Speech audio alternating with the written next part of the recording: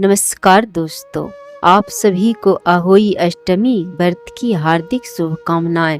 अहोई अष्टमी व्रत में माताएं संतान की दीर्घायु के लिए पूरे दिन निर्जला व्रत करती है और फिर दोपहर के बाद अहोई माता की पूजा करती है और शाम को तारों को अर्घ्य देकर व्रत तोड़ती है। अहोई अष्टमी व्रत कथा। एक साहूकार था जिसके 7 बेटे और 7 बहुएं। दीपावली से पहले कार्तिक अष्टमी को सातों बहुएं अपनी एकलौती ननद के साथ जंगल में जाकर खदान में मिट्टी खोद रही थी। वहाँ सियाऊ की मांद थी। मिट्टी खोदते समय ननद के हाथ से सियाऊ का बच्चा मर गया। इसे सियाऊ माता बहुत नाराज हो गई और बोली, मैं तेरी कोख बांधूंगी। तब ननद अपनी सातों भाभियों से बोली, तुम में से कोई अपनी कोख बंधवा लो। सभी भाभियों ने अपनी कोख बांधवाने से इनकार कर दिया, परंतु छोटी भाभी सोचने लगी कि अगर मैंने अपनी कोख नहीं बंधवाई तो सासू जी नाराज होगी। यह सोचकर ननद के बदले में छोटी भाभी ने अपनी कोख बंधवा ली। अब इसके बाद उसको जो बच्चा होता वह 7 दिन का होकर मर जाता था। एक दिन पंडित को बुलाकर पूछा, मेरी संतान 7वें दिन क्यों मर जाती है? तब पंडित ने कहा, तुम सुरभि गाय की सेवा करो। सुरभि गाय सियाऊ माता की भाईली है, वह तेरी कोख खुलवा देगी, तब तेरा बच्चा जिएगा। अब वह बहुत जल्द उठकर चुपचाप सुरभि गाय के नीचे साफ सफाई कर आती।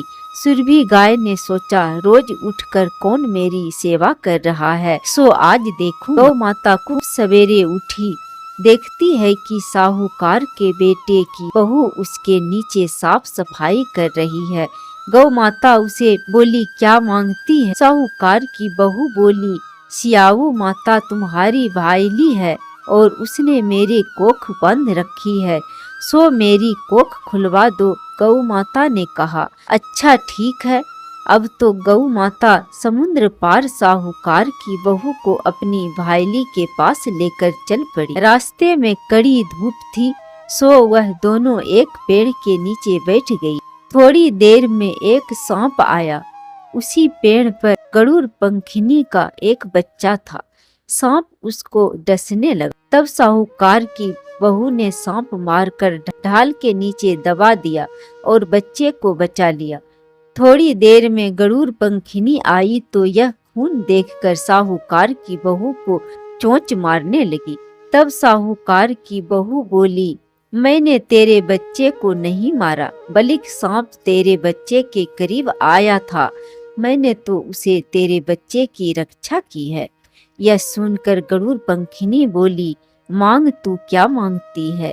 वह बोली, 7 समुद्र पार सियाऊ माता रहती है, हमें तू उसके पास पहुंचा दी। तब गरुड़ पंखिनी ने दोनों को अपने पीठ पर बैठाकर सियाऊ माता के पास पहुंचा दिया।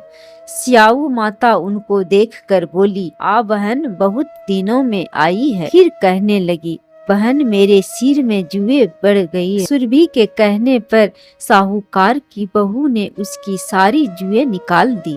इस पर सियाऊ माता प्रसन्न होकर बोली, तूने मेरे सिर में से सारे जुएं निकाल दी, जिसे मुझे बड़ा आराम मिला है। तेरे 7 बेटे और 7 बहू होगी। वह बोली, मेरे तो एक भी बेटा नहीं, 7 बेटे कहाँ से होंगे? सियाऊ माता बोली, वचन दिया है। तब साहूकार की बहू बोली, मेरी कोख तो तुम्हारे पास बंद पड़ी है।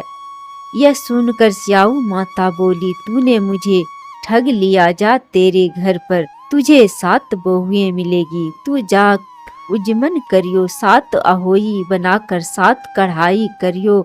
वह लौटकर आई तो वहां देखा कि 7 बेटे 7 बहू बैठे हैं। वह खुश हो गई। उसने 7 अहोई बनाई, 7 उजमन किए और 7 कढ़ाई करी। शाम के समय जेठानियों आपस में कहने लगी कि जल्दी जल्दी पूजा कर लो। छोटी बच्चों को याद करके नो रोने लगे। थोड़ी देर में उन्होंने अपने बच्चों से कहा, अपनी चाची के घर जा देख आओ कि आज वह अभी तक रोई क्यों नहीं है। बच्चे ने आकर कहा, चाची तो कुछ मार रही है, खूब उजमन हो रहा है। यह सुनते ही जेठानियां दौड़ी दौड़ी वहां आई और आकर कहने लगी कि तूने कोख कैसे खुलवाई।